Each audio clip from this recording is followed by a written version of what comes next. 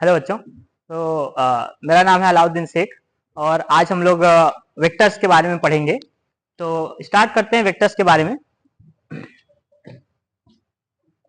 Vectors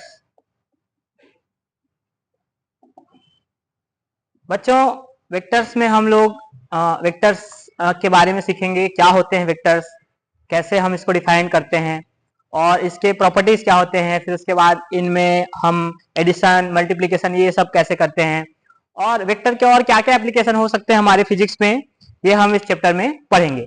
तो सबसे पहले तो वेक्टर्स की बात करते हैं। वेक्टर को समझने से पहले हमको एक और चीज के बारे में समझना बहुत इंपॉर्टेंट है और वो है फिजिकल क्वांटिटीज। ठीक है, वो क्या है? Physical quantities.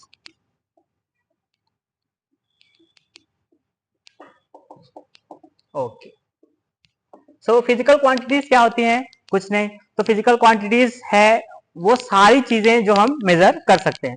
So physical quantities में हम लिखेंगे कि anything that can be measured is physical quantity. Anything that can be measured is called physical quantity। Okay, अब डेफिनेशन तो हमने लिख लिया, पर हम समझे कैसे? तो देखिए, जैसे कि कुछ भी चीज हम जो मेजर कर सकते हैं, जैसे कि एग्जांपल के लिए ये मेरा मार्कर है, तो इसका लेंथ हम मेजर कर सकते हैं इस मार्कर का। तो जो लेंथ हुआ वो एक फिजिकल क्वांटिटी हुआ। और एग्जांपल में जैसे कि आपको कोई वेट मेजर करना है, मास, जैसे कि एक किलो शक्कर है या फिर 2 किलो सेब है, कुछ भी चीज जैसे कि आपको मेजर करना है मास उसका, तो हम मास को मेजर कर सकते हैं। सो मास भी एक फिजिकल क्वांटिटी कहलाएगा। तो हमने डेफिनेशन तो लिख लिया, अब एग्जांपल भी देख लेते हैं कि भाई फिजिकल क्वांटिटीज क्या क्या हो सकते हैं जो भी मेजर किया जा सकते हैं। क्या हम लेंथ मेजर कर सकते हैं किसी ऑब्जेक्ट का? तो लेंथ एक फिजिकल क्वांटिटी हो गया। ठीक है, क्या हम मास मेजर कर सकते हैं? तो मास एक फिजिकल क्वांटिटी हो गया। और क्या हम स्पीड मेजर कर सकते हैं? तो यस, स्पीड भी एक फिजिकल क्वांटिटी हो गया। वैसे ही फिजिकल क्वांटिटीज वे क्वांटिटीज होते हैं जो मेजर किए जा सकते हैं। अब सर, मेजर क्या नहीं किए जा सकते? जैसे कि किसी एक इंसान का नॉलेज, अगर हम किसी एक इंसान का नॉलेज मेजर करना चाहें तो हम उसको मेजर नहीं कर सकते, तो नॉलेज एक फिजिकल क्वांटिटी नहीं कहलाएगा। ठीक है, ओके बच्चों, फिजिकल क्वांटिटीज को हम कैटेगराइज करते हैं दो पार्ट में। फिजिकल क्वांटिटीज दो पार्ट में हम इसको कैटेगराइज करते हैं। एक तो स्केलर और दूसरा वेक्टर।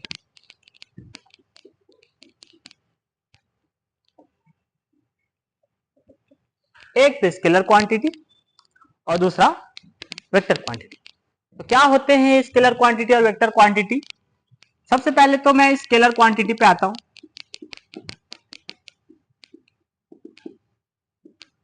स्केलर क्वांटिटी क्या होती है? तो बच्चों, स्केलर क्वांटिटीज वे क्वांटिटी होते हैं जो सिर्फ और सिर्फ उनके मैग्नीट्यूड से कंप्लीटली डिफाइंड होते हैं। ठीक है, तो स्केलर क्वांटिटी की डेफिनेशन में लिखेंगे scalar quantities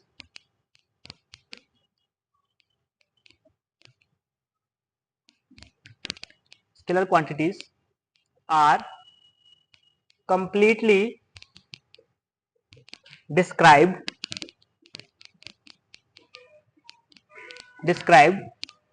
by its magnitude। ठीक है, फिजिकल क्वांटिटी दो टाइप के होते हैं, एक स्केलर क्वांटिटी और एक वेक्टर क्वांटिटी। उसमें से जो स्केलर क्वांटिटी है वो ऐसे फिजिकल क्वांटिटीज हैं जो सिर्फ और सिर्फ उनके मैग्नीट्यूड से डिस्क्राइब होते हैं। जैसे कि अगर मैं कहूं कि किसी एक ऑब्जेक्ट का कुछ मास है, तो अगर मैं उसका सिर्फ और सिर्फ मैग्नीट्यूड बता दूं तो वो कंप्लीटली डिस्क्राइब्ड है। फॉर एन एग्जांपल, अगर मैं ये कहूं कि एग्जांपल के तौर पे देखो, एग्जांपल के तौर पे अगर मैं ये कहूं कि मेरे पास 1 kg एप्पल है। ठीक है, तो इस 1 kg जो है वो एप्पल का मास है। ठीक है, एप्पल का मास है। तो सिर्फ और सिर्फ ये 1 kg बताने से ये मास कंप्लीटली डिफाइंड है कि भाई कितना मास, तो 1 kg मास। ठीक है, तो 1 kg is the magnitude of the okay, mass मतलब एप्पल कितना है, कितना उसका मास है, तो 1 kg। सो ये मास जो है वो एक स्केलर क्वांटिटी है। कैसा क्वांटिटी है? Scalar quantity. और कौन कौन से स्केलर क्वांटिटी होते हैं सर? और कौन कौन से स्केलर क्वांटिटी हो सकते हैं? क्या लेंथ एक स्केलर क्वांटिटी है? क्या लेंथ एक स्केलर क्वांटिटी है? तो अगर मैं किसी एक, मान लो कोई ऑब्जेक्ट है, इसका अगर मैं लंबाई बता दूं कि मान लो 2 मीटर है, तो ये 2 मीटर कहने से कंप्लीटली डिफाइंड है, कितना लेंथ है इसका, तो 2 metre. So length is also a scalar quantity. कुल मिलाकर स्केलर क्वांटिटीज वे क्वांटिटी होती हैं जिनको सिर्फ और सिर्फ मैग्नीट्यूड से अपन डिफाइन कर सकते हैं। ठीक है, इस स्केलर क्वांटिटी को डिफाइन करने के लिए मैग्नीट्यूड के अलावा कोई भी और मापदंड की जरूरत नहीं पड़ती। ठीक है, और आगे पढ़ते हैं स्केलर क्वांटिटीज के बारे में।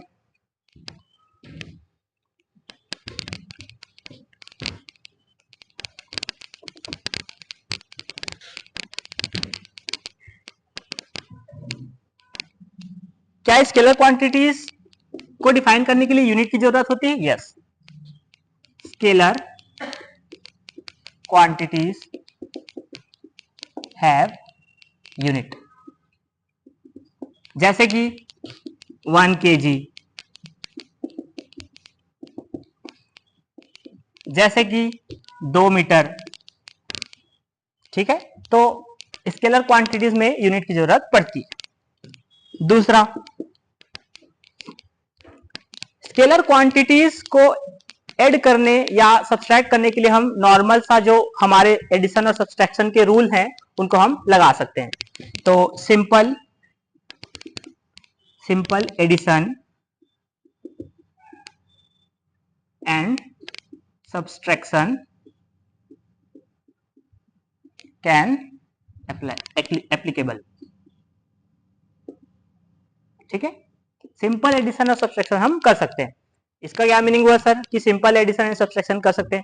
जैसे कि अगर आपको कोई कहे कि एक केजी सेब है और उसमें अपन 2 केजी सेब और जोड़ दिए तो कितना होगा? 3 केजी सेब होगा। ठीक है, तो हम सिंपली इसमें क्या कर सकते हैं? हम 1 KG plus 2 KG is equal to 3 KG. क्यों? क्योंकि इसके पास सिर्फ और सिर्फ मैग्नीट्यूड है, तो हम इसको सिंपल एडिशन कर सकते हैं और किसी भी चीज की जरूरत नहीं है। अब इसके बाद हम पढ़ेंगे कि वेक्टर क्वांटिटीज क्या होती हैं।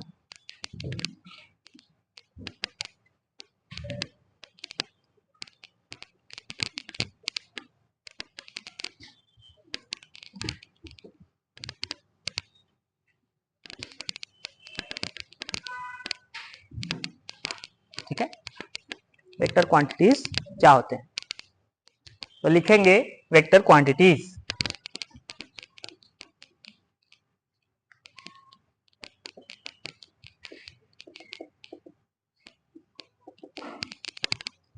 सो वेक्टर क्वांटिटीज वे क्वांटिटीज होते हैं जिनको डिफाइन करने के लिए हमें मैग्नीट्यूड की जरूरत तो पड़ती ही पड़ती है, उसके साथ साथ डायरेक्शन की भी जरूरत पड़ती है। ठीक है, तो डेफिनेशन में लिखेंगे the quantities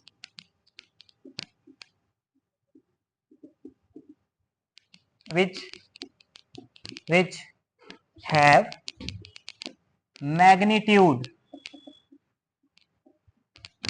as well as direction is called a vector quantity। ठीक है, एक ऐसा क्वांटिटी जिसको डिफाइन करने के लिए मैग्नीट्यूड के साथ साथ डायरेक्शन की भी जरूरत पड़ती है। समझते हैं इसको कि हम कहना क्या चाह रहे हैं। ठीक है, देखो, अगर मैं कुछ ऐसे क्वांटिटीज के बारे में बताऊं जैसे कि फोर्स। ठीक है, फोर्स मतलब हिंदी में इसको बल कहते हैं। तो फोर्स जो है उसको कंप्लीटली डिफाइन करने के लिए हमको मैग्नीट्यूड की जरूरत तो पड़ती है कि भाई अगर हम फोर्स लगा रहे हैं तो हम कितना फोर्स हम लगा रहे हैं। तो मैं बोल दूंगा कि फोर्स को न्यूटन से मेजर करते हैं, तो मैं बोल सकता हूं 10 न्यूटन या फिर 5 न्यूटन। बट इस फोर्स में सिर्फ और सिर्फ मैग्नीट्यूड बताने से हमारा पूरा काम नहीं चलता, बल्कि मैग्नीट्यूड के साथ साथ हमें फोर्स की दिशा भी बतानी पड़ती है, अर्थात डायरेक्शन भी बतानी पड़ती है। वो कैसे सर, देखते हैं।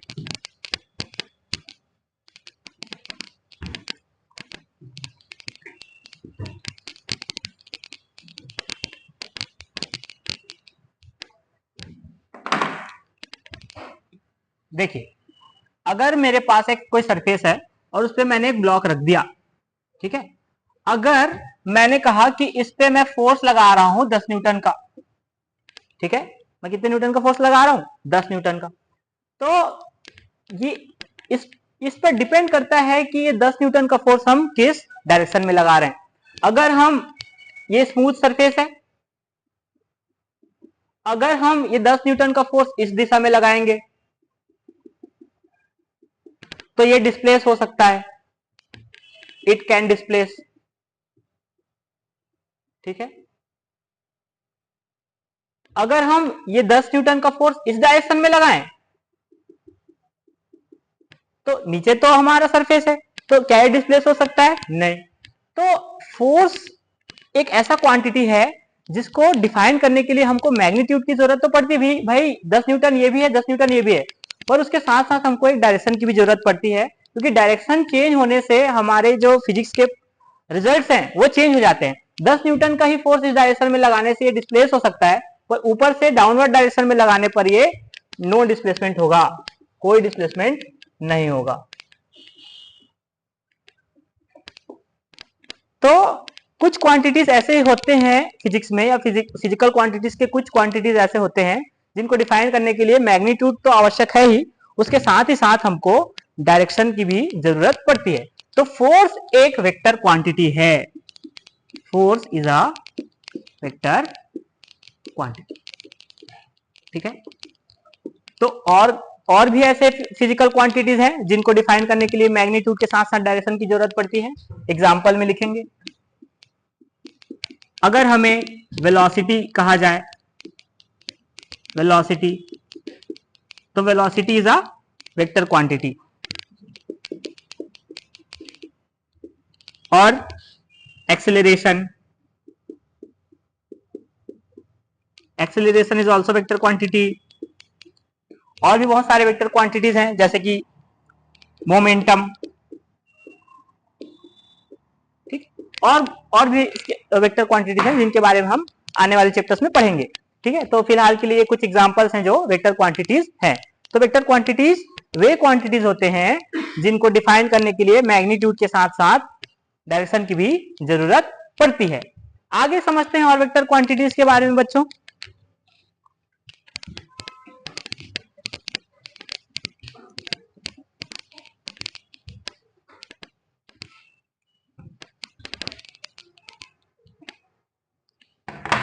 क्या वेक्टर क्वांटिटीज के पास यूनिट्स होती हैं? यस।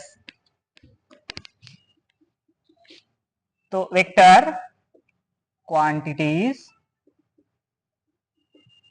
Have unit. जैसे कि अगर आपको फोर्स को डिफाइन करना है तो उसके भी यूनिट है, फोर्स का यूनिट न्यूटन। जैसे कि आपको वेलोसिटी डिफाइन करना है उसका यूनिट है मीटर पर सेकेंड।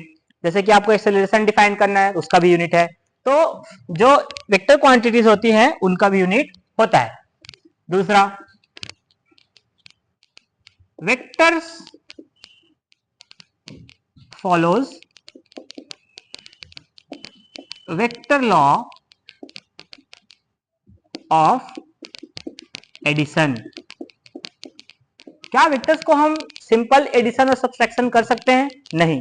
जो वेक्टर क्वांटिटीज होती हैं वो एक स्पेशल लॉ को फॉलो करती हैं जिनको हम वेक्टर लॉ ऑफ एडिशन या फिर vector law of addition and subtraction कहते हैं। इसके बारे में हम आने वाले लेक्चर्स में पढ़ेंगे। अभी के लिए जो वेक्टर क्वांटिटीज होती हैं वो सिंपल एडिशन और सब्सट्रैक्शन को फॉलो नहीं करती, ठीक है। एग्जाम्पल वेक्टर्स की मैंने आपको बता दी, ठीक है। अब वेक्टर के बारे में कुछ और चीज हम जानते हैं।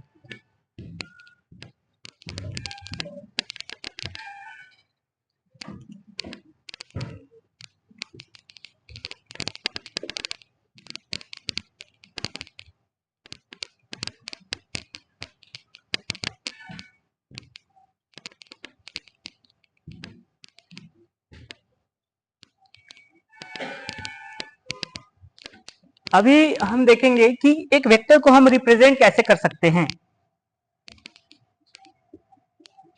Representation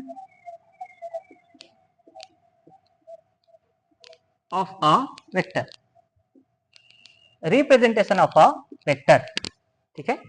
okay, so a vector is represented by a arrow line, ठीक है। एक एरो लाइन से हम एक वेक्टर को रिप्रेजेंट करते हैं। अगर इस एरो लाइन में इस पॉइंट का नाम P है और इस पॉइंट का नाम Q है, तो इस वेक्टर को हम वेक्टर PQ कह सकते हैं।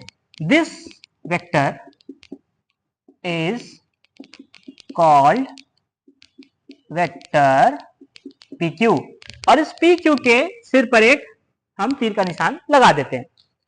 एक वेक्टर इस प्रकार से रिप्रेजेंट किया जाता है।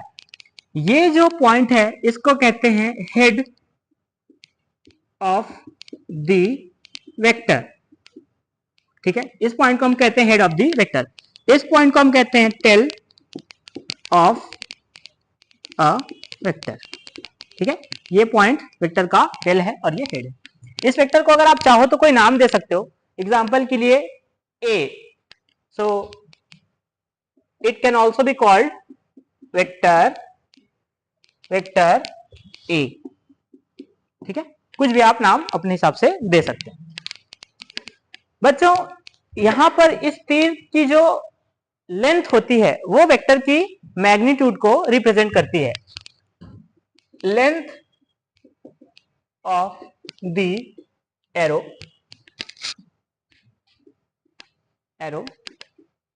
represents the magnitude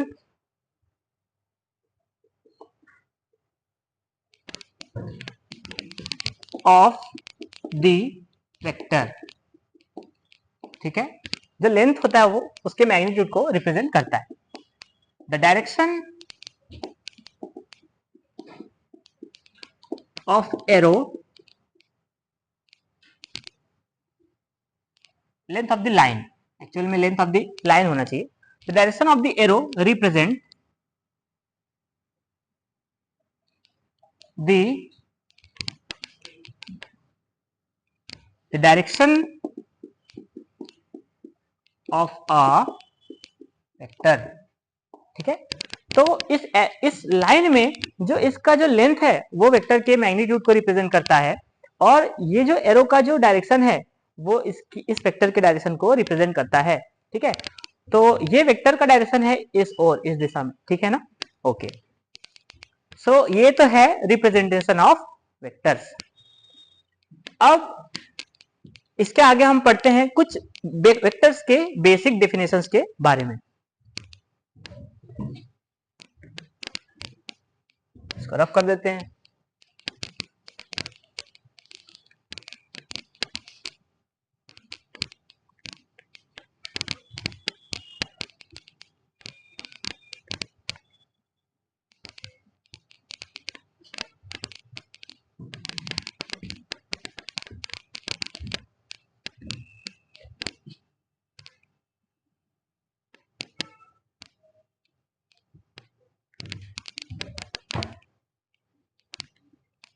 चलिए कुछ बेसिक डेफिनेशंस के बारे में पढ़ते हैं।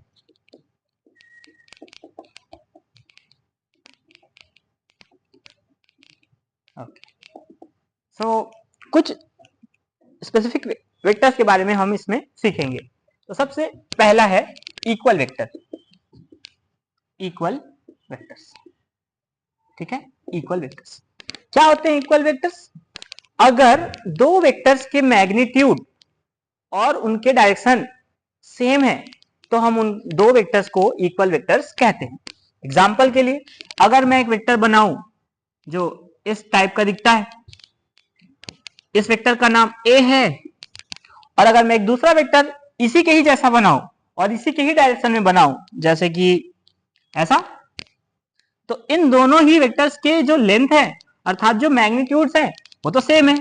इस वेक्टर का नाम अगर बी है तो बस नाम अलग है, बाकी जो इनका डायरेक्शन है वो एक ही है और इनका मैग्नीट्यूड भी सेम है। तो यहां पर vector A and B are called equal vectors. ठीक है, ए और बी को हम क्या कहेंगे? इक्वल वेक्टर कहेंगे। सर इसका डेफिनेशन क्या है? The two vectors having same magnitude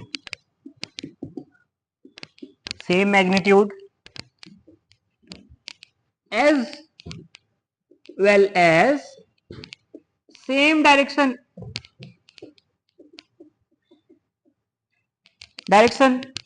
are called equal vectors. Okay, simple सी चीज है कि अगर दो वेक्टर के मैग्नीट्यूड सेम है और उनके डायरेक्शंस भी एक ही दिशा में है तो उन दो वेक्टर्स को हम इक्वल वेक्टर कहते हैं। एग्जांपल के लिए डायग्राम, और यहाँ पे ए और बी एक इक्वल वेक्टर्स के एग्जांपल हैं। ठीक है, ओके, आगे पढ़ते हैं बच्चों। दूसरा, parallel vectors.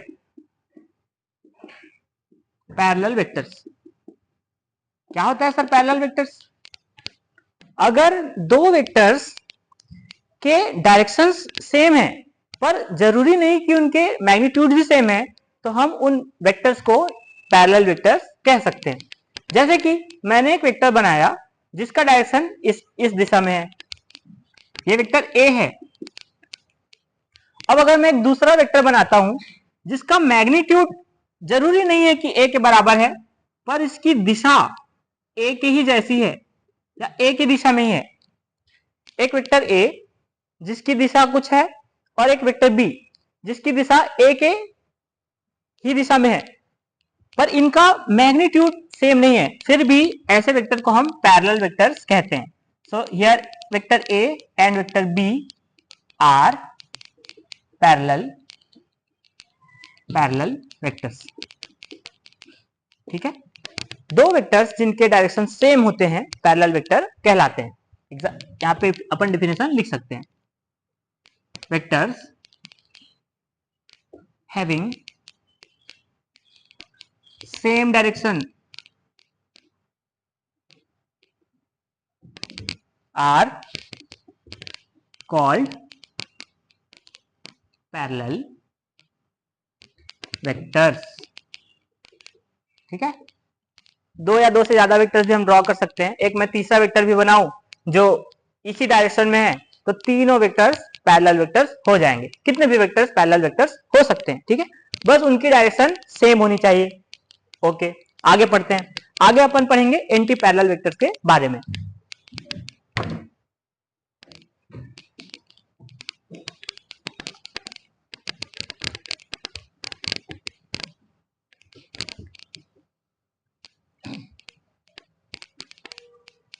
So anti parallel vectors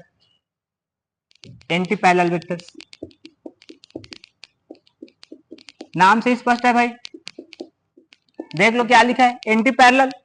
क्या हो सकता है कि दो वेक्टर्स जिनके डायरेक्शन एक दूसरे के जस्ट अपोजिट हैं, जैसे कि एक वेक्टर ए मैंने ऐसा बना दिया और एक वेक्टर बी मैंने ऐसा बनाया जिसका डायरेक्शन ए के जस्ट अपोजिट है।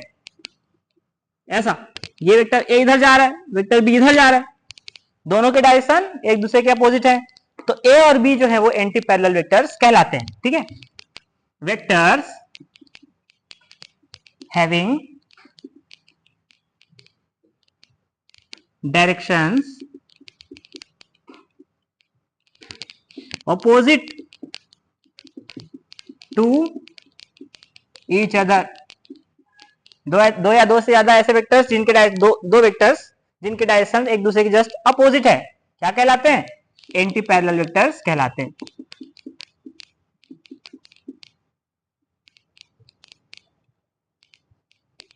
Are called anti parallel vectors. ठीक है, तो यहां पर जो वेक्टर ए और वेक्टर बी है वो एंटी पैरेलल वेक्टर्स हैं।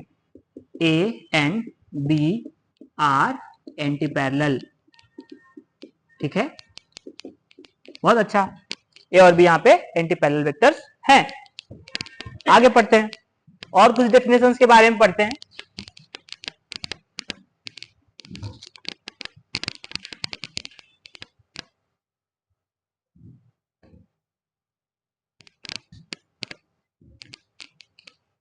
ठीक है, okay.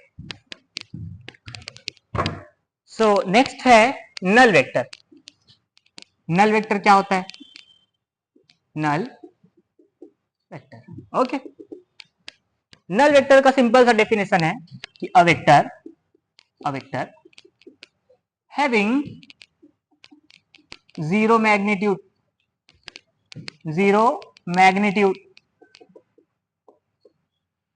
is called null vector।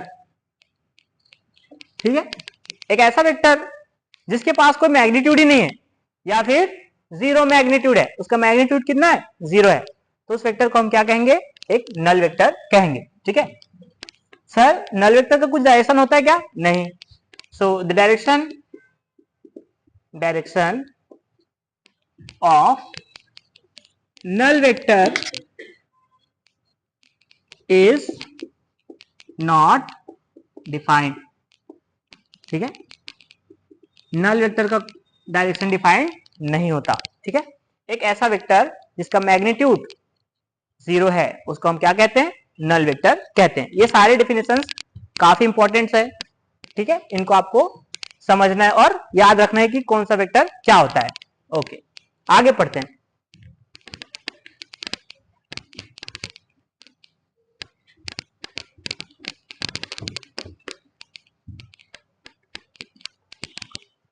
Next है कोप्लेनर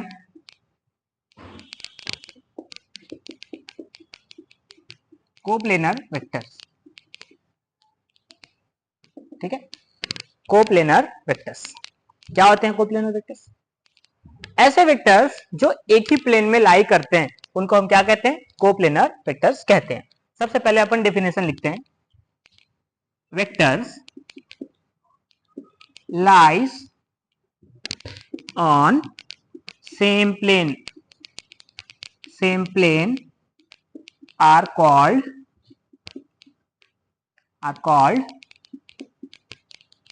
coplanar वेक्टर्स। ओके, दो या दो से ज्यादा ऐसे वेक्टर्स जो एक ही प्लेन में लाई करते हैं उनको हम क्या कहते हैं? कोप्लेनर वेक्टर्स कहते हैं। अच्छा सर, एक ही प्लेन में लाई करने का क्या मतलब होता है? प्लेन का मतलब समझो। जैसे कि ये व्हाइट बोर्ड है, ये एक प्लेन है। जैसे कि एक, अगर मैं एक इमेजिनरी एक ऐसा बनाऊं कि एक हॉरिजॉन्टल में एक प्लेन है, तो वो एक प्लेन है। एग्जांपल के लिए हम इस व्हाइट बोर्ड को लेते हैं। ठीक है, जैसे कि देखो ये एक प्लेन है, अब मैंने इस प्लेन में एक वेक्टर बनाया ऐसा। अब अगर कोई एक दूसरा वेक्टर है जो इसी प्लेन में है, एग्जांपल के लिए इस प्लेन में एक और वेक्टर बना सकता हूं, कितने भी बना सकता हूं मैं, ये ऐसा वेक्टर हो गया, एक और वेक्टर ऐसा बना सकता हूं। पर ऐसे भी वेक्टर्स हो सकते हैं जो इस व्हाइट बोर्ड वाले प्लेन में ना हो। फॉर एग्जांपल के लिए ये वाला, ये जो वेक्टर है वो इस व्हाइट बोर्ड के परपेंडिकुलर है, तो इस वेक्टर को मैं इनके कोप्लेनर वेक्टर्स में शामिल नहीं कर सकता। कोप्लेनर वेक्टर्स वे वेक्टर्स होते हैं जो एक ही प्लेन में हो। फॉर एग्जांपल ये वेक्टर इसी प्लेन में है, ये वेक्टर भी इसी प्लेन में, ये भी इसी, तो इसका नाम अगर ए है, इसका नाम बी है, इसका नाम अगर सी है, तो यहां पर vectors A B C are on the plane of white board. ठीक है, व्हाइट बोर्ड वाले प्लेन में है, तो हम इनको क्या कह सकते हैं? They are called coplanars. ठीक है, इनको हम कोप्लेनर वेक्टर्स कह सकते हैं।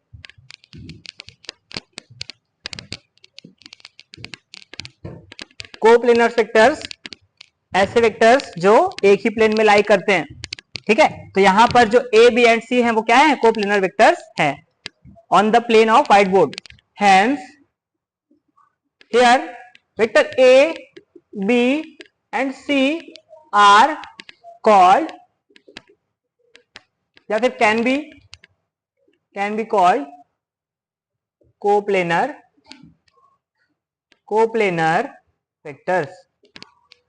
ओके, सो यहाँ पे ए और बी सी क्या है? व्हाइट बोर्ड के प्लेन में ही है, इनको हम कोप्लेनर वेक्टर कह सकते हैं। ठीक है, ओके, तो ये कोप्लेनर वेक्टर हो गया। और पढ़ते हैं नेक्स्ट यूनिट वेक्टर। ठीक है, क्या है यूनिट वेक्टर। क्या होता है यूनिट वेक्टर? यूनिट वेक्टर नाम से स्पष्ट है, यूनिट का मतलब होता है 1। तो अ वेक्टर, ठीक है, अ vector having magnitude, having magnitude, कितना मैग्नीट्यूड? एज 1। अगर किसी भी वेक्टर का मैग्नीट्यूड 1 आ जाता है तो उस वेक्टर को हम क्या कहते हैं? यूनिट वेक्टर कहते हैं। हो सकता है मैग्नीट्यूड 1, ठीक है। तो एक ऐसा वेक्टर जिसका मैग्नीट्यूड कितना हो? 1 हो, वो क्या कहलाता है? एक यूनिट वेक्टर कहलाता है। यूनिट वेक्टर का रिप्रेजेंटेशन कैसे होता है? तो एक यूनिट वेक्टर को हम वेक्टर ए और उसके ऊपर एक टोपी लगाकर रिप्रेजेंट करते हैं। इसको कहते हैं कैप ऑफ अ वेक्टर, ठीक है। एक यूनिट वेक्टर क्या होता है? जिसका मैग्नीट्यूड 1 होता है, और यूनिट वेक्टर का रिप्रेजेंटेशन कैसे करते हैं? ए कैप, ठीक है। So A cap is a unit vector if its magnitude is 1 या फिर यूनिटी, ठीक है। ओके, तो अगर हमको किसी वेक्टर का यूनिट वेक्टर निकालना हो या फिर कैप ऑफ अ वेक्टर निकालना हो तो हम क्या करेंगे, यह हम सीखते हैं,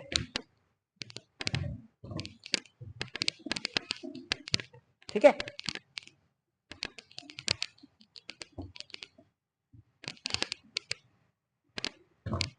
देखिए बच्चों, अगर आपको किसी वेक्टर का यूनिट वेक्टर